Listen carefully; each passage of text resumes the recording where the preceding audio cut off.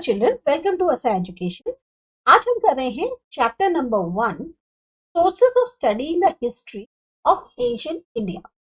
ये आपका history book grade 11 से है। इंडिया जो है वो एक ऐसा सब कॉन्टिनेंट है जो अपना ही एक बहुत ही खास और बहुत ही बड़ा इतिहास रखता है। जो ज्योग्राफिकल लोकेशन है, जिस तरह से हमारी एक बनी हुई है पूरे भारत की, जो एक लोकेशन है जिस तरीके से वो बना हुआ है, उसका काफी इंपॉर्टेंट रोल रहा है अपनी उसके खुद के इतिहास को बनाने की। नेशन जो है इसकी एक बहुत ही कहना चाहिए महत्वपूर्ण या बहुत ही खास ज्योग्राफिकल सिचुएशन है, क्योंकि इसमें हिमालय नॉर्थ में है, अरेबियन सी वेस्ट में है, इंडियन ओशन साउथ में है और बे ऑफ बंगाल तीन तरफ से आपका पानी से घिरा हुआ है और ऊपर की तरफ हिमालय इसको प्रोटेक्ट कर रहे हैं। जो ओशियन है या ये जो रेंज है माउंटेन्स की, पहाड़ों की, ये हमारे भारत की रक्षा करते हैं। इंडिया जो है बिल्कुल अलग थलग नहीं रहा। पूरा जो दुनिया का इतिहास है, और ये आज की नहीं, ये सदियों पहले से चला आ रहा है कि कभी भी इंडिया दुनिया के इतिहास से अलग नहीं रहा। बहुत से बाहर के जो लोग हैं वो इंडिया के अंदर आए, कैसे तकलीफें उठा के ऐसी ऐसी बाउंड्रीज को उन्होंने क्रॉस किया जो एक देश से जोड़ती हैं, या बाहर से जो लोग आए वो उन्हें इम्पॉसिबल उसको कि हम क्रॉस नहीं कर सकते, या उस टाइम पे जिस टाइम पे यहाँ आए होंगे उस टाइम पे उतनी सुविधाएं नहीं थी, तब भी वो लोग जो है इंडिया आए। और सेम वे उसी तरीके से इंडियंस भी जो हैं वो अपनी कंट्री से बाहर गए। जो नॉर्थ साउथ लेंथ है इंडिया की वो 9214 किलोमीटर, और जो ईस्ट वेस्ट विड्थ है वो है 2933 किलोमीटर। यानी अगर आप ये देखें तो ये आपकी नॉर्थ साउथ जो है वो 9200 है, जबकि आपकी ईस्ट वेस्ट जो है वो आपकी 2933 किलोमीटर। जो लैंड बाउंड्री है हमारे पूरे भारत की 9600 किलोमीटर, और जो सी बाउंड्री है वो 8000 किलोमीटर। ये आपको एक तरीके से पूरा इंडिया की जो पैरामीटर्स हैं, जो लोकेशन के वो हैं, उसके बारे में बताया गया है। एरिया जो इंडिया का है वो 32.8 लाख स्क्वायर किलोमीटर है। अगर चाहे आप बारिश हो, मौसम हो, हमारी हो, इन सब के नजरिए से देखें तो आपको बहुत ज्यादा विविधता मिलेगी देखने को अलग अलग राज्यों में। क्योंकि इंडिया जो है वो खाली एक अपने आप में बहुत बड़ा कंट्री नहीं है, बल्कि एक ऐसा सब कॉन्टिनेंट है जो कई सारे कंट्रीज से मिलके बना है। जो हम आज की डेट में कहते हैं अखंड भारत, ये पहले जो है अलग अलग राज्यों में बिखरा हुआ, तो फाइनली जुड़ के एक बड़ा सा सब कॉन्टिनेंट और एक बहुत बड़ी कंट्री बना। इस तरह की ये जो रीजनल डाइवर्सिटी यानी जो क्षेत्रीय तौर पे विविधता है, इसमें जो है एक जो आपको वैरायटी देखने को मिलती है, इसकी वजह क्या है? कल्चर। जो हर एक राज्य का अपना एक कल्चर है। हमारा जो सबसे एक महान हम कहते हैं भारतीय संस्कृति जो है, ये किस चीज का रिजल्ट है, नतीजा है?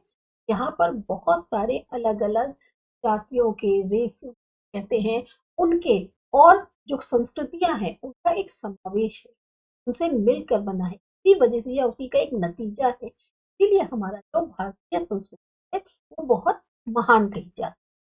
अब तक से लेके जो लोग थे उनका ये विश्वास है कि जो है वो क्या होती है, कि कुछ नहीं है, एक डिस्क्रिप्शन है।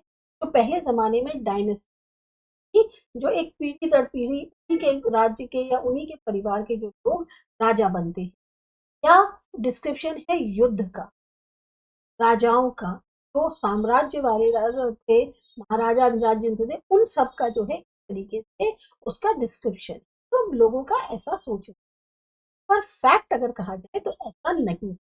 जो है एक तरह से इवैल्यूएट करती है, जांचती है जो भी हमारे पॉलिटिकल, इकोनॉमिक या जो सोशल तौर पे हालात रहे उस टाइम पे, जो मटेरियल अवेलेबल थे या अवेलेबल हैं, उन सबको एक इवेल्युएट करती है तरीके से। अगर दोबारा बताया जाए तो हिस्ट्री जो है हमारी कंट्री में पॉलिटिकल इकोनॉमिकल तौर पे हालात रहे हो, उस जो मटेरियल की अवेलेबिलिटी है या जो भी हमारे रिसोर्स मटेरियल की अवेलेबिलिटी साइंटिफिक तरीके से उसको इवेल्युएट कर।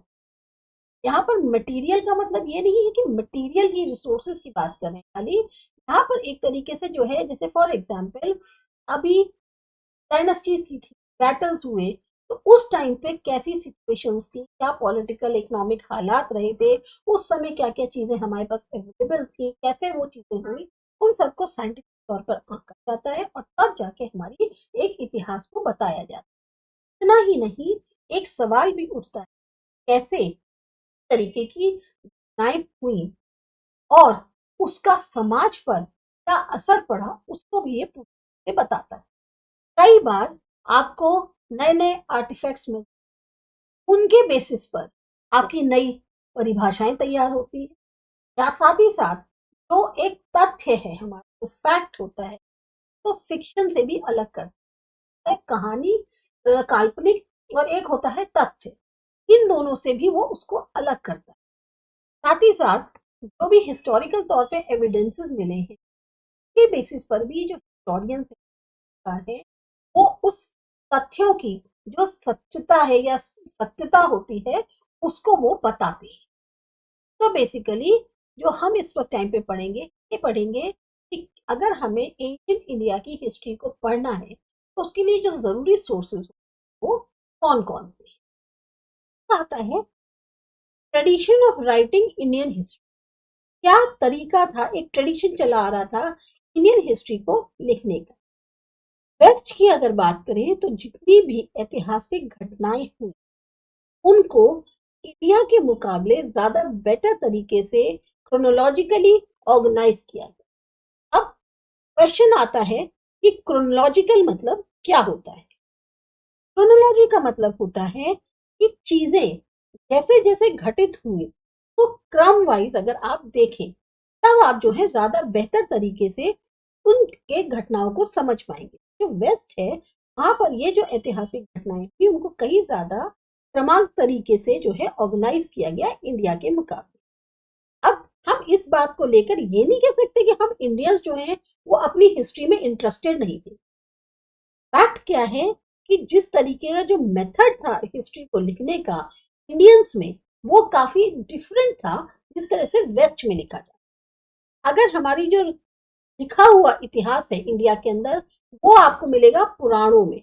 पुराण जो सतयुग में हुए, त्रेता युग, द्वापर युग या कलयुग के। हमारे यहाँ मेनली जो हमारा इतिहास है वो आपको पुराण में मिलता है।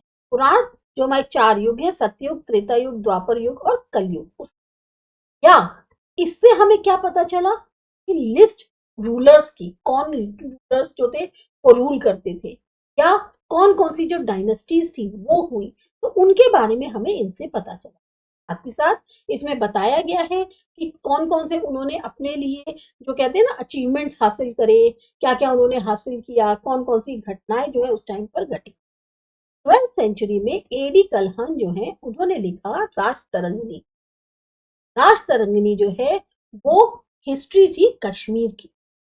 इससे ये जो है ये एक तरीके का प्रूफ है कि इंडियंस जो हैं वो ऐसा नहीं था इतिहास के बारे में कुछ जानते नहीं थे, बल्कि ये एक और सबसे बड़ा तथ्य है कि कोई भी ऐसी और बुक इंडिया में पाई नहीं गई। राजतरंगिणी इतिहास है कश्मीर का, तो एडी कल्हान ने लिखा, लेकिन इसके अलावा ऐसी कोई बुक जो है वो और इंडिया में नहीं पाई। अब जो इंग्लिश थे उन्होंने अपना जो कब्जा है या जो रूल है वो इंडिया के ऊपर जमाना शुरू कर दिया था 18th सेंचुरी।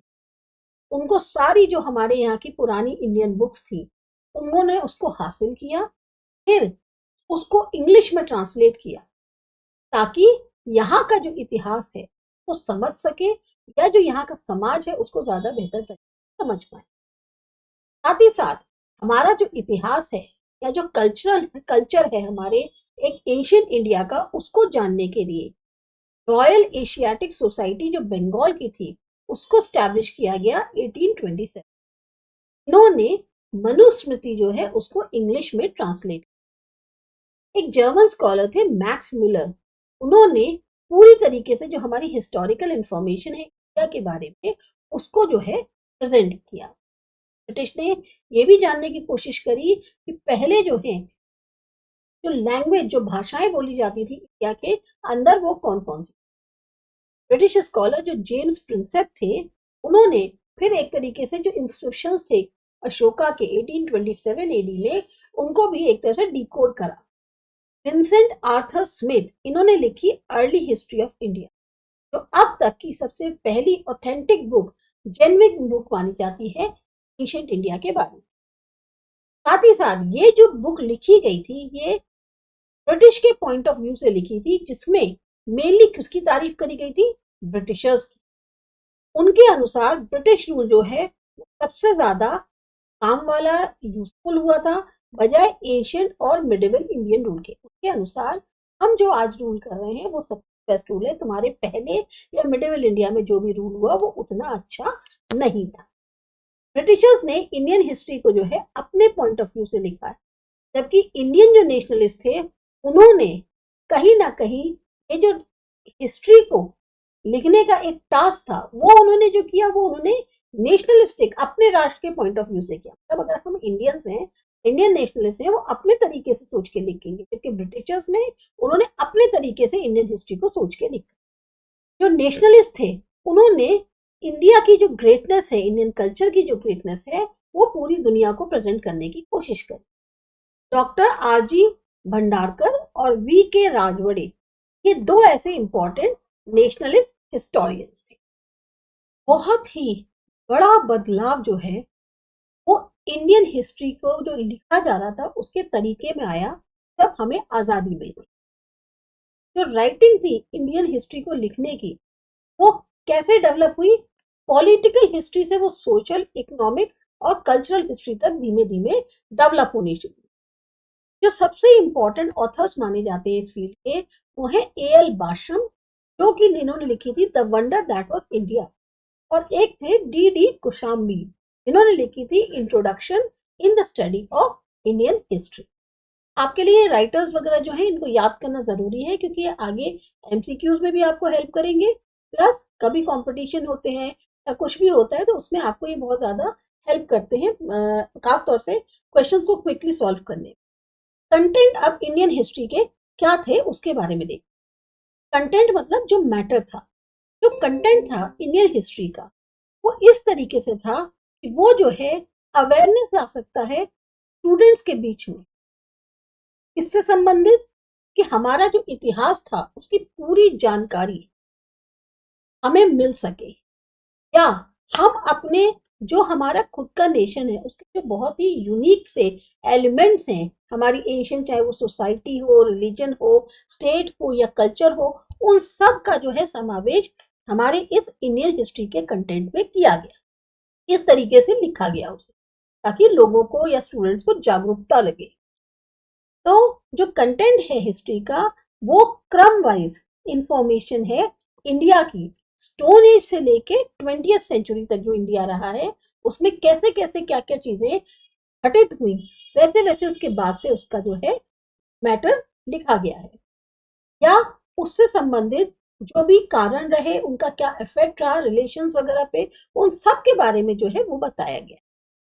सबसे ज्यादा जो वैल्यूएबल क्रिएशन होती है एक इतिहासकार की वो ये दिखाना होता है कि खाली घटना कितनी बड़ी नहीं थी, बल्कि जो छोटी छोटी घटनाएं हुई जिन्होंने एक बहुत ही महत्वपूर्ण रोल प्ले किया इतिहास को बदलने में, वो असली इतिहासकार की क्रिएशन होती है। खाली बड़ी घटनाएं को तो सब याद रखते हैं, पर जो छोटी छोटी घटनाएं हुई उनके बारे में भी बताना कि किस तरह से उससे वजह से इतिहास बदला, वो भी जो है बहुत महत्वपूर्ण होता है।